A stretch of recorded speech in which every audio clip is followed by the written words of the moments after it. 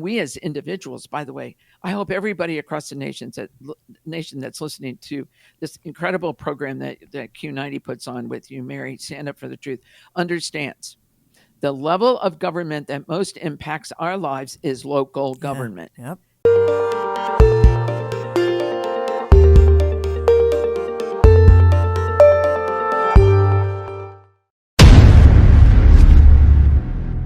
Hey, it's Crash Connell along with Mary Danielsen, and we welcome our FM radio listeners online at q90fm.com/listen.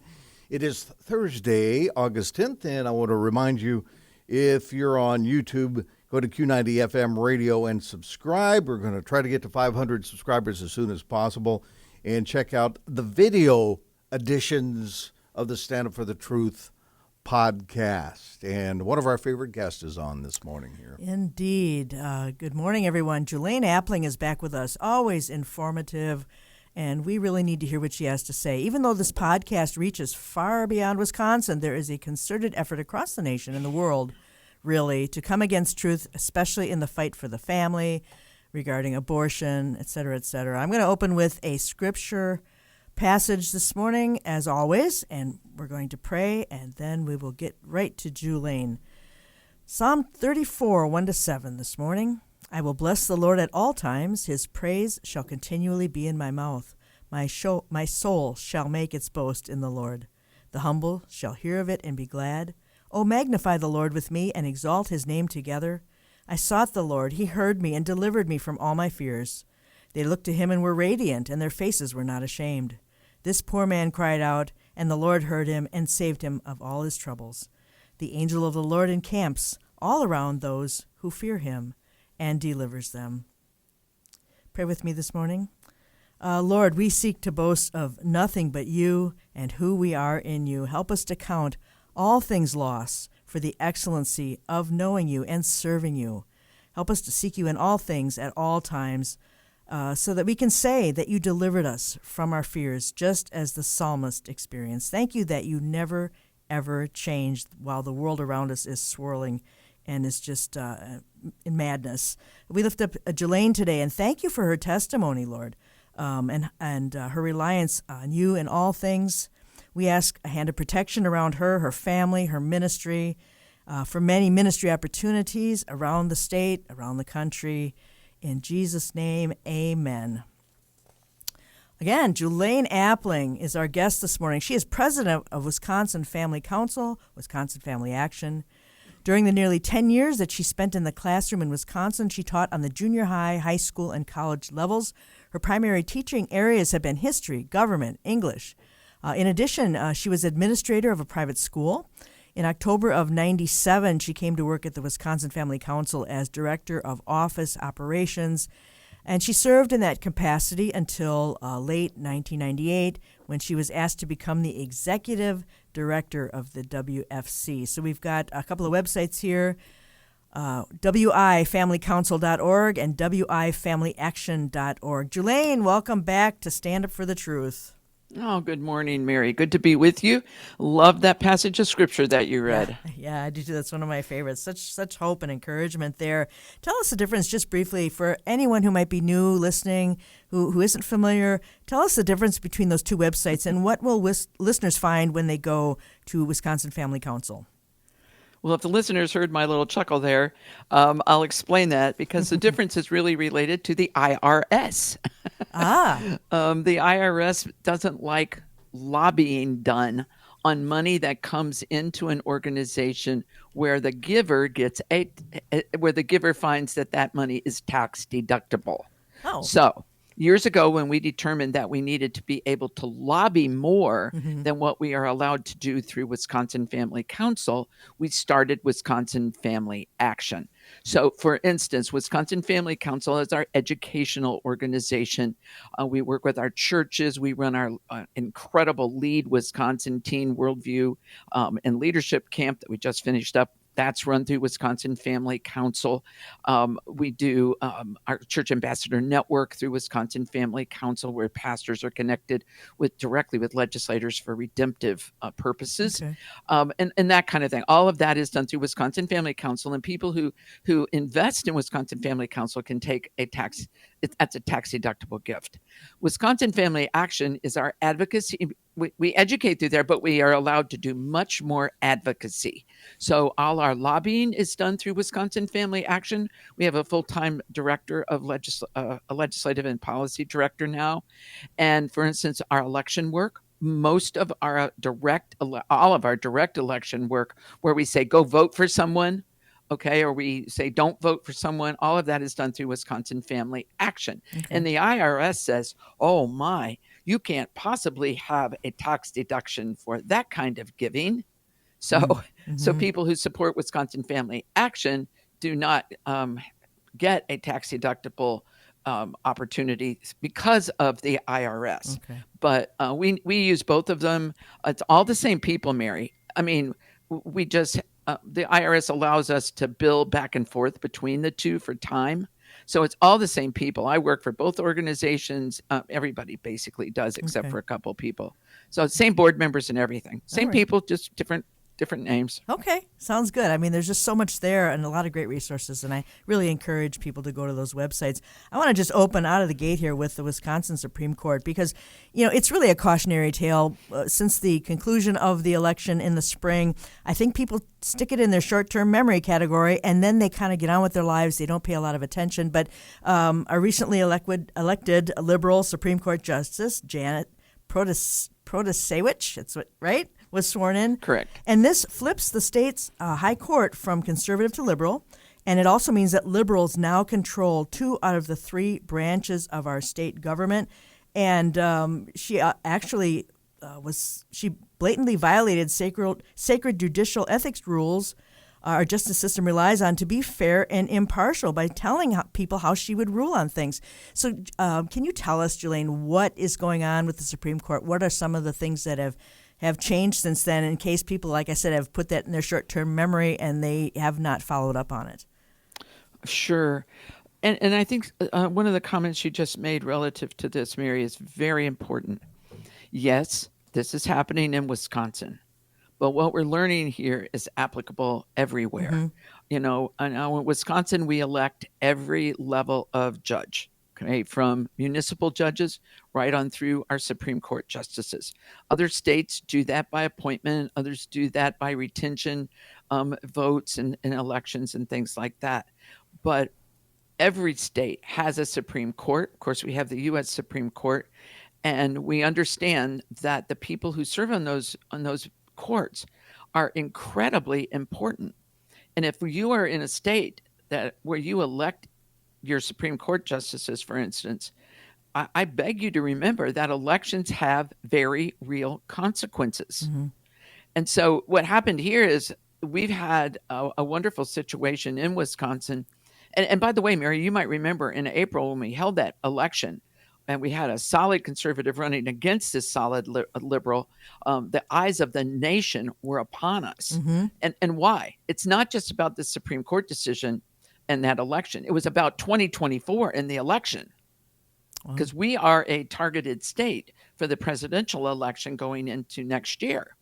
So, but up until that point, we had a relatively conservative Supreme Court. We say it was a 7-member court, 4-3 ideologically conservative. However, we kind of have a rogue on there by the name of Brian Hagedorn, Mm-hmm. who got elected saying he was conservative, but a new report came out just recently saying that over the, I think it's been 4 years that he's been on the court now, he voted with the liberals 85% of the time. So I'm not sure it's really accurate to say he was, Right. solidly conservative. Right. But the minute that Janet Protasewicz beat Dan Kelly in April, we were set up for the ideological shift to 4-3 liberal, and that happened last Wednesday. Janet Protasewicz went from Judge Janet Protasewicz to Justice Janet Protasewicz when she was sworn in to be part of our state Supreme Court. And that very day, the court fired without cause a 6-year state director of courts, Judge Randy Koshnick.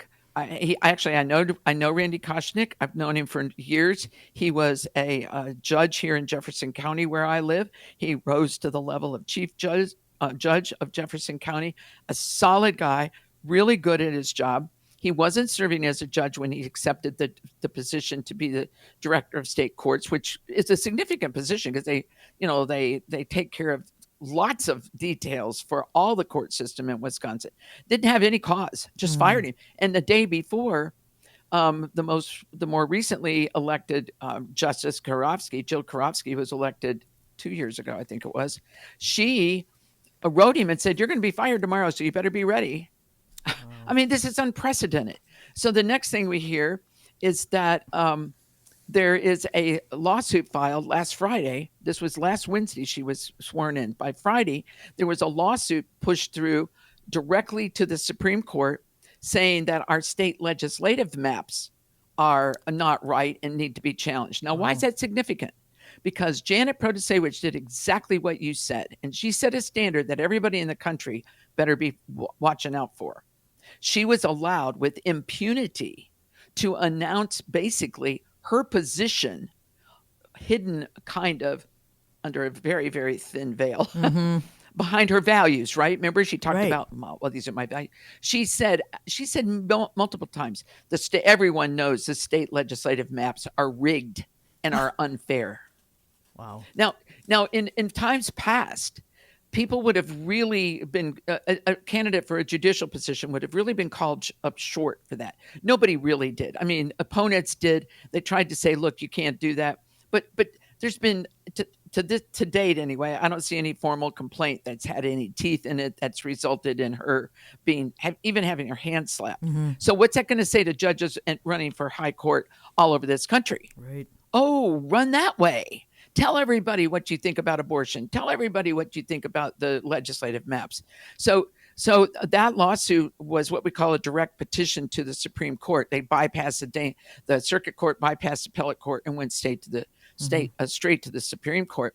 And they're saying that the Assembly and Senate maps here in Wisconsin are need to be undone, how they currently were accepted by the previous court back in 2022. In which all of our candidates ran under last year, remember? Yes. So that's out there. And then on Monday, another lawsuit dealing with that issue is in the pipeline. Now, the Supreme Court has to accept them. But also what happened in this is, we have a lawsuit against our pre-Roe abortion ban, right? Right. Attorney General Call. Yep. So last month, the Dane County Court judge who is handling that case said that the case would continue because she believes that law refers to feticide, not abortion. Well, I'm going to tell you the definition of feticide is abortion. Yeah. But But why quibble over such things, no right? Kidding. I mean, come on. Well, and go ahead. Well, and then they're saying that the new liberal court could legalize abortion up until birth. Yeah, and that's what I was saying. Attorney General Call just this week filed a motion with the Dane County Court saying, "Hey, speed this up, expedite your decision, get off dead center and move it," and he didn't say this, but what he was saying was, we want it to go to the Supreme Court sooner than it's at the speed at which it's traveling now. So hurry up, make your decision.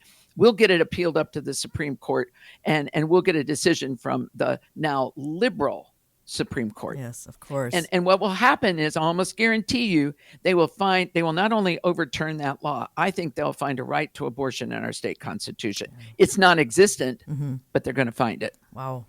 Well, and then talk about voter ID laws, ballot harvesting. There's already a lawsuit challenging these laws too. Of course, Wisconsin is blue as can be.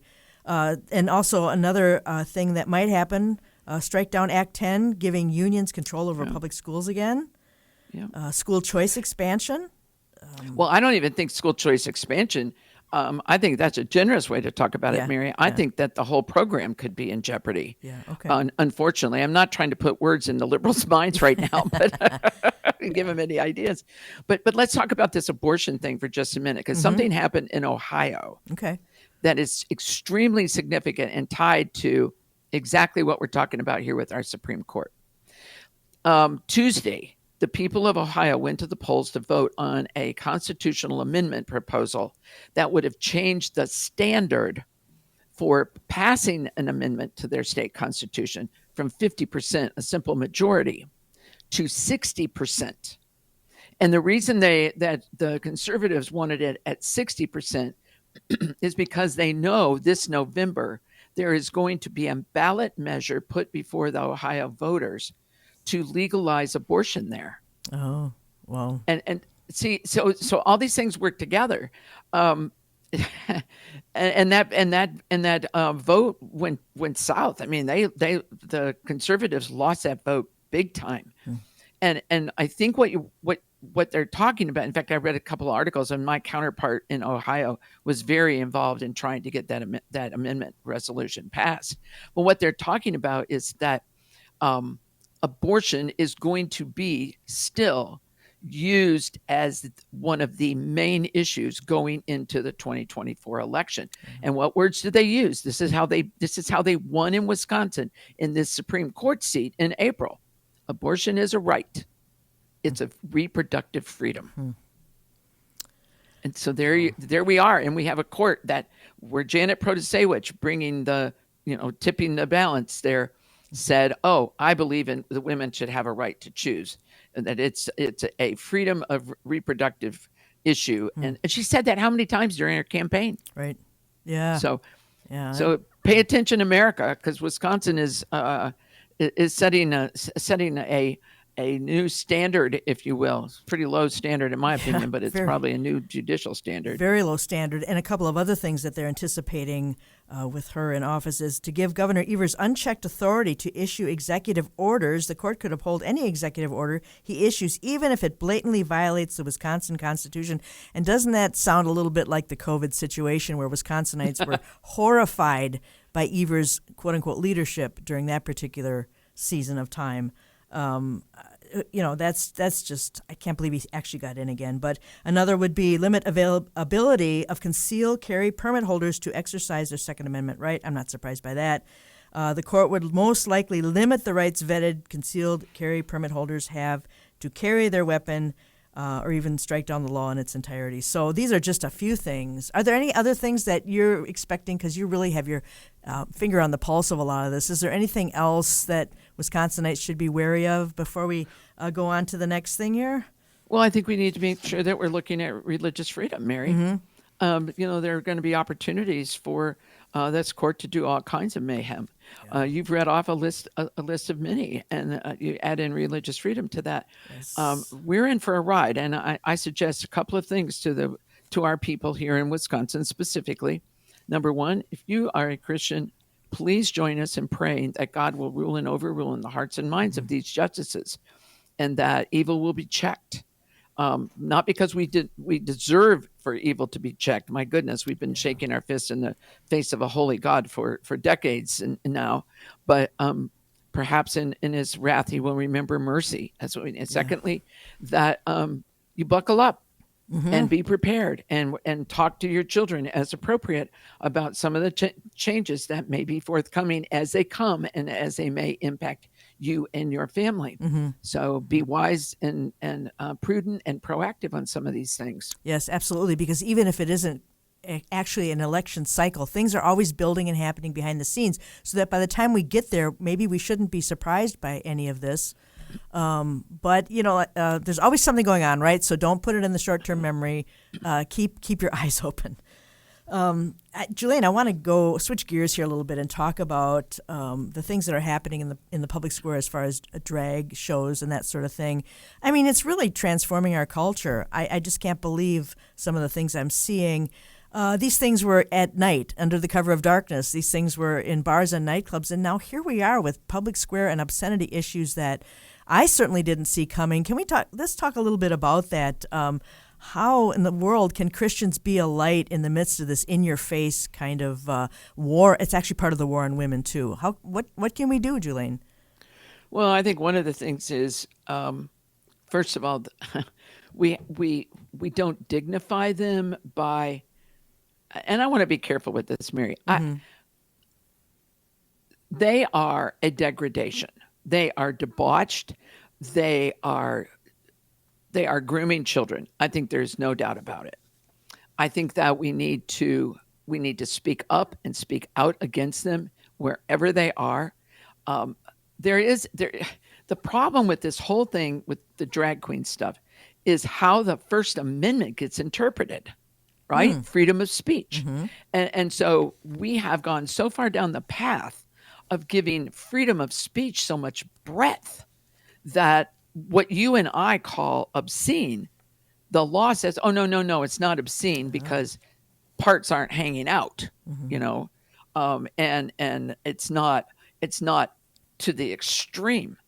You and I and countless others like us say, no, what they're doing is sexual in nature. It is suggestive. It is raunchy, and it is inappropriate, in particular for children. Right. So I think one of the things we have to do is we really have to work with our local government to make sure that we have statutes or ordinances in place that don't offend the First Amendment, but that define obscenity in a way that at least protects children, and they cannot, these shows, whether they're in public schools in Watertown, or not Watertown, excuse me, in Madison last year, they showed up in a public school for Pete's sake, you know, or they're in a library, or they're in a park, or they're at a farmer's market. That they are not allowed to have these in places where children can have ready and easy access, and certainly cannot be billed as, quote, family friendly. There's nothing family friendly about them. There's nothing about these that are appropriate for children. It gives children all the wrong impressions about human sexuality, about reality, about women. And I'll just tell you, Mary, one of the things that concerns me in all of this is, why are Christian women not speaking out more, saying, I am offended by the representation of womanhood by these men. I don't know about you, Mary, but I don't know women that look like that, act like that, dress like that, think like that. That's right. I am absolutely offended by it. And we're supposed to be living in an age, right, where you don't get to do that kind of thing in public. You don't get to make, aren't they? In my opinion, they're making fun of me. Absolutely. They're saying, oh, this is what women, no, that's a caricature of women. Yeah. That should not be appropriate. And so I think we need to work with local officials to make sure that we are doing the best we can. And quite honestly, Mary, I think that we're going to have to find some attorneys all across this country who are willing to stand up and say, wait a minute, we have to get something done here, whether it's at the state level. I think it's going to be easier to do and probably more effective at the local level, because the local level of government is where they're encroaching upon our people and our communities. And so if we can do that, and we as individuals, by the way, I hope everybody across the nation that's listening to this incredible program that Q90 puts on with you, Mary, Stand Up for the Truth, understands the level of government that most impacts our lives is local government. Yep. And the level of government where we have the most impact is local government. And so I think we need to do that. But I also think pastors have got to get involved. I think pastors have to say, hey, if these people are coming to our community, I'm going to at least talk about it. Yeah. I'm going to at least warn parents. I'm going to tell parents how to help their children deal with this. That's one of the things that drives me crazy, is that we aren't getting help for parents from churches about how to deal with all of this. Right. The transgender thing, the drag queen thing, the homosexuality, and all the other letters in that acronym of LGBTQ plus that are going to keep adding fuel to the fire on this. Don't you think that youth pastors and senior pastors and all staff ought to be equipped to have parent meetings to say, hey, we need to talk about this from a biblical standpoint so you can protect your family? Yeah, absolutely. That is a great idea. You're listening to Stand Up for the Truth. This is Mary Danielsen. I'm talking to Julaine Appling, Wisconsin Family Council. And we just have a few minutes before the break, and we can certainly take this up afterwards as well. But just to let people know, there is a legislation in the states, on the state level. 18 states at the moment are attempting to legislate and to make these public gatherings, in other words, where children are present, illegal. And some of the criteria that these states have said the reasoning they want to do this. They want to ban or censor performances. Some want them banned or censored in public places where children are present. Other legislation includes felony charges or possible sex offender status for parents who allow their children to view these performances or even be in a building. I'm not so sure why that would be helpful necessarily, but they need to be in private venues only. Other states are saying only within 1,000 feet of schools, parks, or walking trails, or prohibiting anyone under 19 from attending. They're going to allow, some of the legislation allows parents to sue event organizers. Now, if you hit them in the pocketbook, right, because they're going to have insurance now, which is going to be very costly to keep from being sued for these. And some states are leaning on obscenity laws that they already have on the books to do this. I wish more than 18 states were considering it, Julaine. Well, yeah. Unfortunately, we don't have all red states. Right. Because, look, we could consider that here, but the governor would veto it. Absolutely. He would just laugh at it. Yeah. So I think what you have is these red states. But one thing I want to mention, Mary, let's talk about something positive that can be done as well. Okay, yeah. Last Saturday, my church, Calvary Baptist Church in Watertown, hosted a family story time in our public library. We had about 50 young people there and about 50 to 75 parents there. They had really good stories read by good people who were very talented in doing that. They had a little puppet type show. They gave outdoor prizes. They had a craft and all of that right there in the community room. And that sends a powerful message to a community.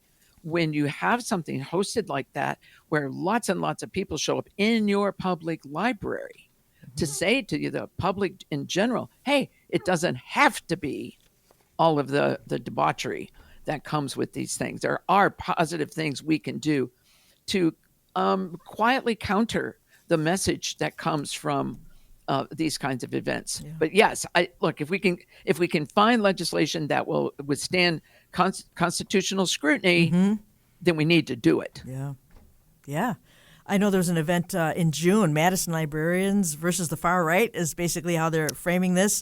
They had 300 attendees in June. The location was kept secret until a week before, and only if you sent an RSVP would you find out where this was at. And they said it was to keep the organizers safe and that people will show up with guns and blah, blah, blah. You know how that goes. But, my thinking is these libraries, yes, they do stand for intellectual freedom, but they're funded by municipalities and counties and our taxes. Doesn't that have something? I mean, isn't that enter in here somewhere? Shouldn't we have something to say about it if our taxes are paying for this?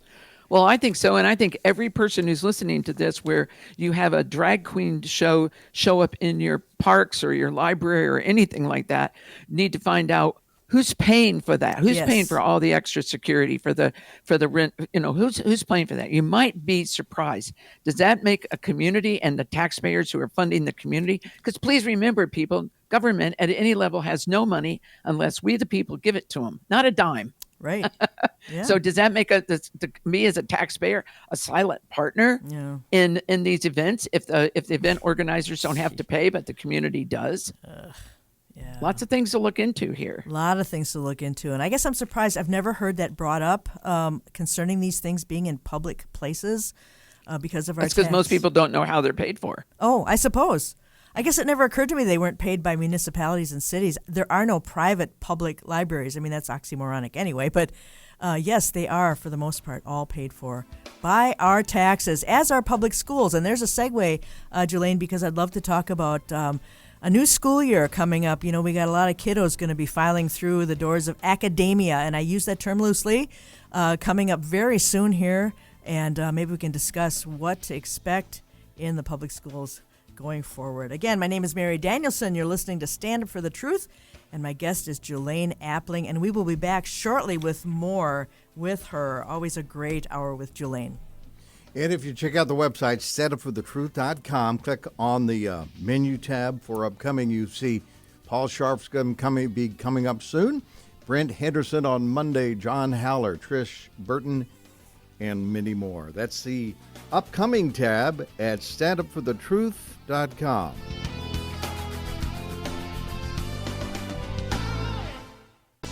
Feedback, questions, and topic suggestions are always appreciated.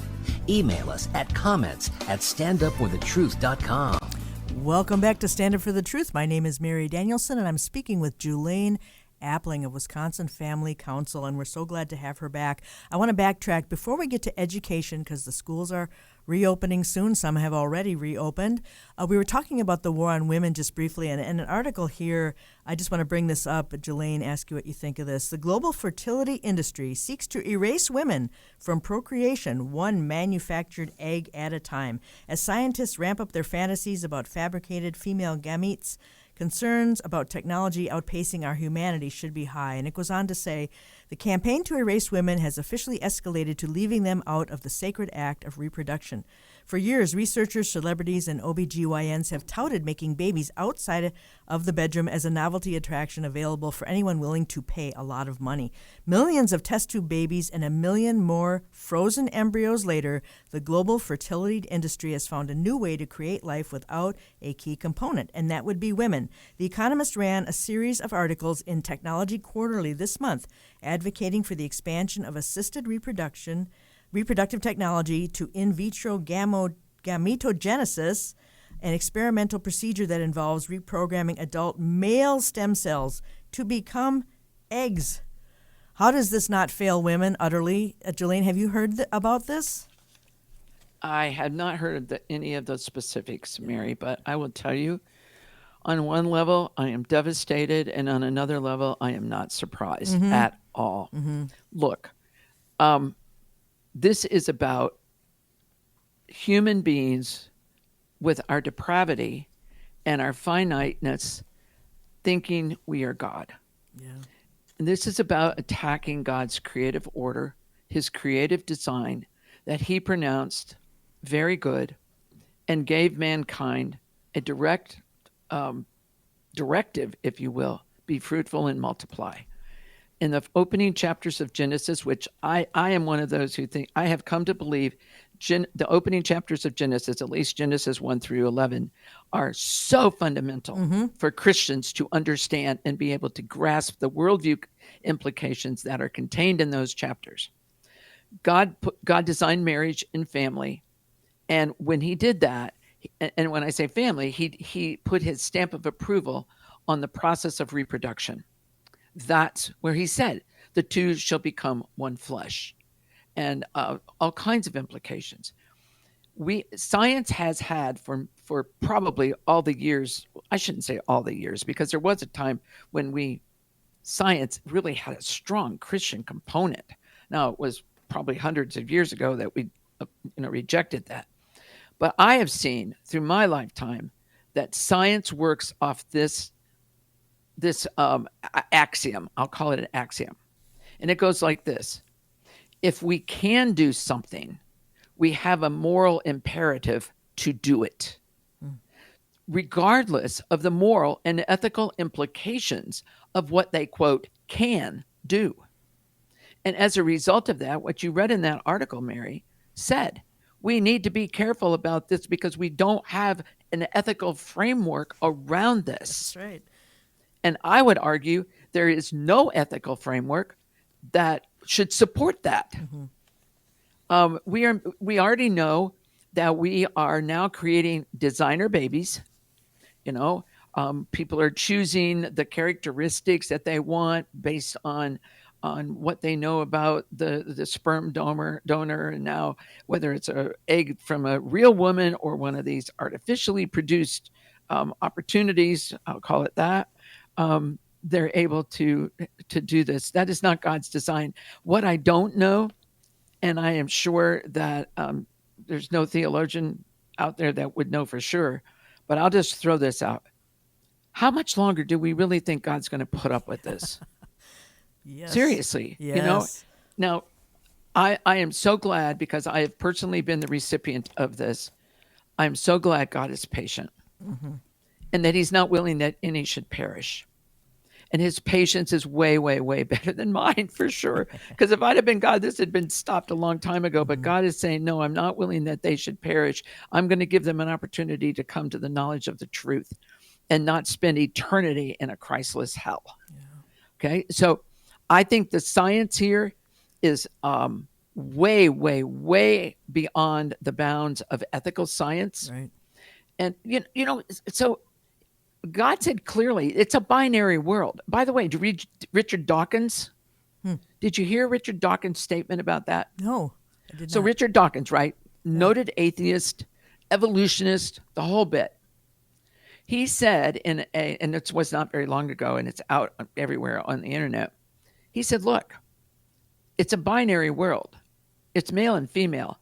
That's it. That's it. And so we are shaking our fist and with these kinds of experimentation and scientific endeavors in the face of the creator who made us distinctly male and female, XX and XY, and gave the woman the ability to produce those eggs and then for those eggs to be fertilized with that male sperm. And at the moment of that fertilization, for new life, bearing the image of God Right. to be conceived. So question, and for the theologians out there, if this, what Mary just read, actually becomes available in any kind of significant form, and that human life is created literally in a petri dish or a test tube, I'm assuming it still bears the image of God.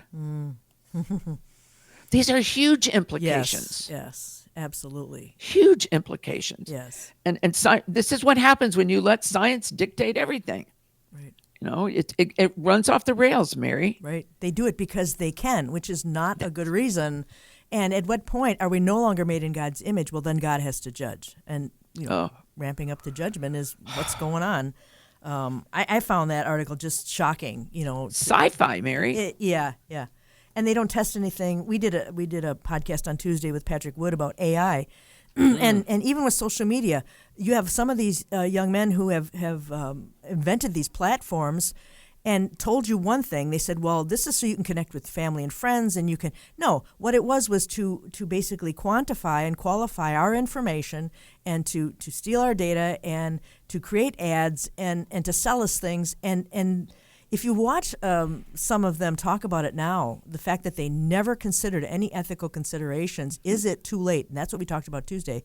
The horse is gone, the barn door is closed, and at what point now AI is screaming out of control. It's self-replicating. We're past that point.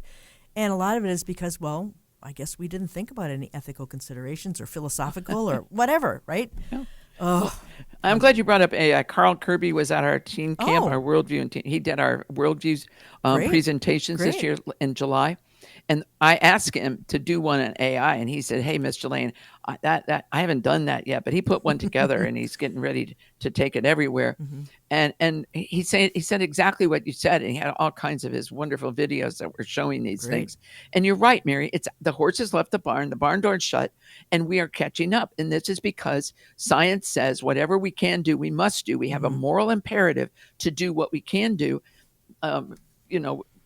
Don't worry about the ethical framework. Don't worry about the morality of the thing. And as a result of that, we as Christians have to be on guard. I'm at the point right now where I'm telling people, you get a print copy of the Word of God, get multiple copies of it that are an accurate version of Scripture, and you keep it and you memorize it and study it, and so that when a false version of the Scripture shows up online, yes. and you're told it's true, That's right. you know the truth versus the false. Right. Because being able to discern truth is going to become extremely difficult Yes. right now. Yes. Are we talking to real people or are we talking to made up people? That's right. And the whole idea behind WorldCoin is to determine, they scan your iris to determine if you're a real human, because they won't give you any WorldCoin or universal basic income unless they know you're a person. So all of this, we have to do this because of this. It is so insidious. It's just unbelievable. And we have Carl Kirby coming up on Stand Up for the Truth in September. So Yay. I'm excited for that. Wow. Yes, these implications are way above my pay grade, and yet we have to discuss these things, right? I want to switch. Well, they're gears. scary. Yeah. And, yes. and part of the Christian response to these things, Mary, is it's scary. I'm just going to bury my head in the sand and Right. pretend like it's not there. Right. Yeah. We can't do that. No, we absolutely cannot do that. We need to be engaged in all these topics. As difficult as it is to constantly stay up on everything, we still have to do that. Anyway, wow. Stand up for the truth, Julaine Appling. Lively discussion this morning. I want to switch gears a little bit, Julaine, and talk about public education, especially in Wisconsin. It's back to school time, and we have 830,000 young people will be filling the halls of academia very soon if they haven't already. And actually, I looked at some statistics. There are total public schools in Wisconsin is 2,190, and then it breaks down from there. Administrators, aides, teachers, etc., comes to 110,000 people. School funding, total state aids is $6 billion, but total, and this is the funding from 2018 and 2019, is $12.25 billion. Julaine, they're throwing an awful lot of money at something that really isn't even education. We had reading, writing, and arithmetic, the 3 R's, which, for education, there is, it starts with an A. I'm sorry, arithmetic starts with an A, but nevertheless, it's not what it used to be, right? And all that money and all those children, what could possibly go wrong, Julaine? Yeah, everything. Yeah. So you're right, Mary. Look, I want to talk about a statistic that I hope people understand because I think it's very instructive, and I don't think Wisconsin is the exception. I think we're the rule here. Okay. On any given day in Wisconsin, and I'm talking post-COVID, pre-COVID, I don't care. Mm-hmm. On any given day, 85 to 88% of school-aged children are in our public schools. Wow. Now, that number ticked up maybe 1% or 2% after COVID. Wow. But what I want everyone to consider is that means there are a lot of Christians who have their children in the public schools. Right. Because we have more children that are than we are accounting for that are in Christian families for homeschooling and private schooling. Mm-hmm. Okay. And I say that because I want people to understand, first of all, I want Christians that have their children in those schools to be aware of what is happening in the school. Don't put your kid on the bus or walk them to school or drive them to school and pretend like when they enter those schools doors, your job's done, they're taken care of, you don't need to worry about it. That is one of the most dangerous approaches I can imagine. Mm-hmm. But secondly, I want people to understand that we still have an obligation of some sort to try to stop some of what's happening in those schools. Yeah. Now, what do I mean by that? I'll just tell you right up front, I am not one who says I would ever sacrifice my child to a public school. Mm-hmm. But I believe we need Christian school board members. I think that there is a place for certain people as believers to go into those schools as teachers, as paraprofessionals, as support staff, as administrators, as counselors, even district superintendents. Mm-hmm. Now, that's a mission field, and we need to consider it a mission field. And the people who are in there and those who might be preparing to go into those public schools need to be prepared for what they're going to face. Yeah. Because they're going to be faced challenges directly to their faith. How many teachers right now here in Wisconsin and around the country are being told, if student A comes to you and says, I want to use a different pronoun from what my biological gender would say you should use, you use it. If I want to change my name, I expect you to use the name I want. And I want special privileges if I'm a boy mm-hmm. and I think I'm a girl, I want to go to the girls' restroom and play on the girls' sports. And teachers and coaches and administrators and counselors are all being confronted with this. So when I say it's a mission field, I'm not sending out a clarion call for everybody that is a Christian thinking about going into education to go there. But I do think that it is the right place for some people who have incredible opportunities because they are in there. Yeah. Okay. So they can be a little bit of a touchstone of reality. Mm-hmm. But I'm going to tell you, Mary, it is getting costly for Christians to serve in those schools. Very costly. Some of them are being threatened with their jobs because they won't capitulate and do these types of things I just enumerated. So, look, the kids go to those schools today, and from the pre-K, and we're in Wisconsin. I get that, but I guarantee you it's everywhere. And I don't care if you're in a rural community. Don't give me that. Don't give me that these things aren't happening. They are. Yeah, they are. Oh, yeah. From kindergarten or pre-K on, They are being introduced to concepts about biology, about human sexuality that are contrary. They're contrary to God's word for sure. And what is truth? Truth is an accurate depiction of reality. That's what truth is. And these kids are being confronted from the tiny ages on to not truth. They're being told, don't believe what your eyes see. No, we're telling you. Okay, so that's all the way through.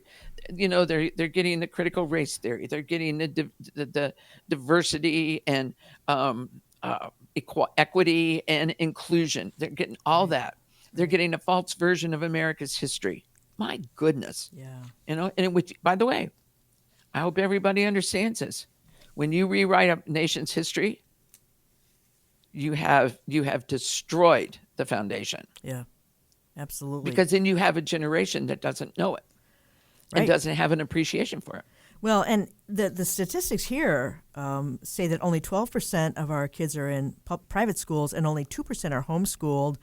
I guess I thought maybe that was climbing a little bit more. But parents, they have a responsibility to protect and guide and support their kids' education, but they also have a right to interact within that community, hopefully a positive impact. What keeps parents from actually being involved in school-sponsored events? What is it, a time thing, or are they fearful of what they might find? But once you've committed your children to that form of education, you really can't disengage. I mean, you really, really cannot, regardless, right? Well, personally, I've spent a number of years in the classroom in private schools, and I was a Christian school administrator. I don't care what school your child goes to. You as a parent are still responsible for the education of your child. Absolutely. Okay? That's God's plan. That's not our plan. That's God's plan. So you can choose an educational partner, but if that partner fails, you're not off the hook. Okay? So you can never abdicate your responsibility. So for the education and upbringing of your children, they're God's gift to you for that stewardship. So if parents choose to send their children to a public school, I think they even need to be on even higher alert, more engaged, more involved. And unfortunately, too many of these public schools have made it difficult for parents to know what's going on. Look, we have 3 court cases in Wisconsin. It's 3 for sure, and it might be 4, but 3 court cases in Wisconsin going on right now: Eau Claire, Kettle Moraine, and Madison, because the administration has put in place a policy that basically said to all of the school staff and faculty, all school personnel, hey, if a kid comes to school and wants to be a different gender from what he or she is biologically, you don't get to tell the parents. In other words, you can even lie to the parents. That's what the Madison policy basically says. And all that information is withheld from parents. That's wrong. You do understand. I hope parents, you have to school has to get a permission from you to give your kid a Tylenol. Yeah. That's incredible. But when it comes to these very, very sensitive subjects that can be of phenomenal importance as these children grow up, they don't need, the schools are saying, oh, no, we don't want your input. Yeah. But parents need to press. They need to go to school board meetings. They need to stay engaged with the school teachers, then go to the principals in the buildings, and then move up the chain. By the way, I think everybody that's got a child in a public school ought to know at least one of their school board members. You need to have somebody on that school board that you can call, and you need to know the building principal, and you need to know your teacher, and so you understand the chain of command and how you can engage. And don't take no for an answer. You are the parent. So Mary, real quickly, schools hide behind this thing called loco parentis, right? Well, it means in the sense of an emergency that the school has some measure of authority to act in the best interest of a child as a parent would. That's in the place of parents is what that Latin phrase means. But the schools have taken it to a whole new level. They are not the parents. They do not have unrestricted authority or access to and determination about what a child does, says, is at the public school. Those kids don't drop their constitutional rights, nor do parents when they walk in the school door. But I'm going to make a case right now. I'm telling you.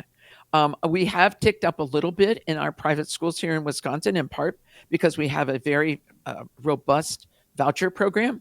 We have the Milwaukee one, the Racine one, and now a statewide one. And most of the other states are beginning to understand, hey, let the money from the taxpayers truly follow the child. And if we put it into a voucher program or we do it a educational savings account or something like that, whatever the mechanism is, we are beginning to see more and more parents say, hey, I am not putting up with what's going on. Yeah. I'm not taking the risk. Right. I'm going to right. put my child in a school of my choice. Well, and I didn't know this. I understand that any textbooks bought with state funding have to cover the roles and contributions of LGBT people. And now we have LGBT History Month every October in the schools. What is LGBT history? I don't understand that. Well, unfortunately, they're touting it. They go back to Harvey Milk, and they go back to the Stonewall event there in New York, and all these things that they point to as landmarks for moving that agenda forward. This is tragic. It's not acceptable. And our look, if we. Schools are supposed to be viewpoint neutral on so many things, right? And this is not. This is a political agenda. This is a part of our culture war. There's no neutrality at all in this, because if we went in there and said, hey, well, if you can do that, let's do a Christian History Month. Right. Let's talk about the influence of Christianity in America. Yeah, right. Yeah, is right. Oh, no, we can't establish a religion. Don't you understand the First Amendment? No establishment.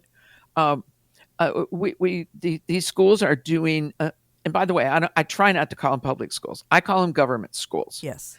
That's what they are. They are. They are a ready-made mechanism for big government to indoctrinate, to subdue, to inculcate, and to kind of raise up the next generation of people who will be voters and leaders and the academic elite in our secular universities.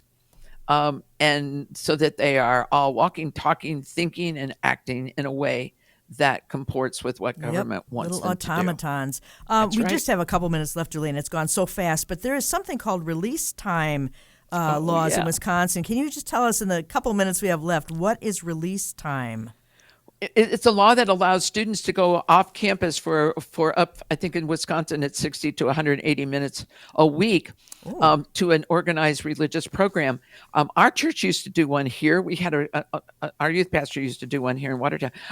There's only a few states that have it, but it's a wonderful opportunity. And churches need to go to your school and find a youth group or find a parent, or we'll sponsor one.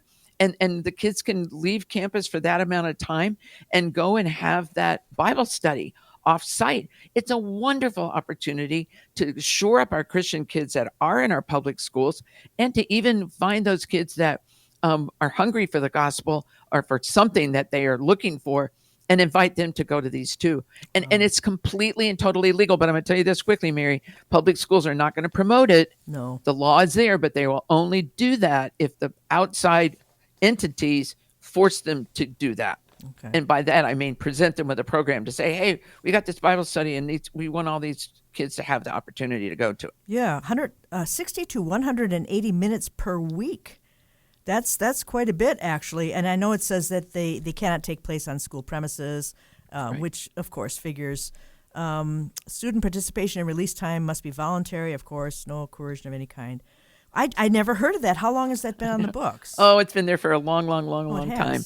It just doesn't get talked about. And we're going to start talking about it more, because I think it's most, like, if you don't know about it, Mary, I know there's tons. You're really well versed in all this stuff. So we're going to start talking about it and working with local communities to say, hey, put one together, put a Bible study, use your youth pastor, use somebody who's passionate about the next generation, and host something that, isn't far from the school.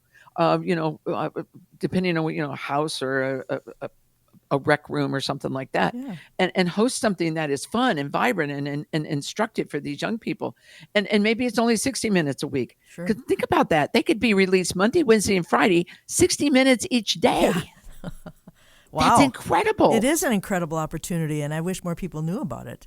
I do too. We're going to work on that. When my daughter was in junior high, they didn't give homework on Wednesday nights because churches had midweek Bible studies. And I mean, that a lot of schools never did that or didn't know about it. I was surprised, and this would have been in the 90s at some point.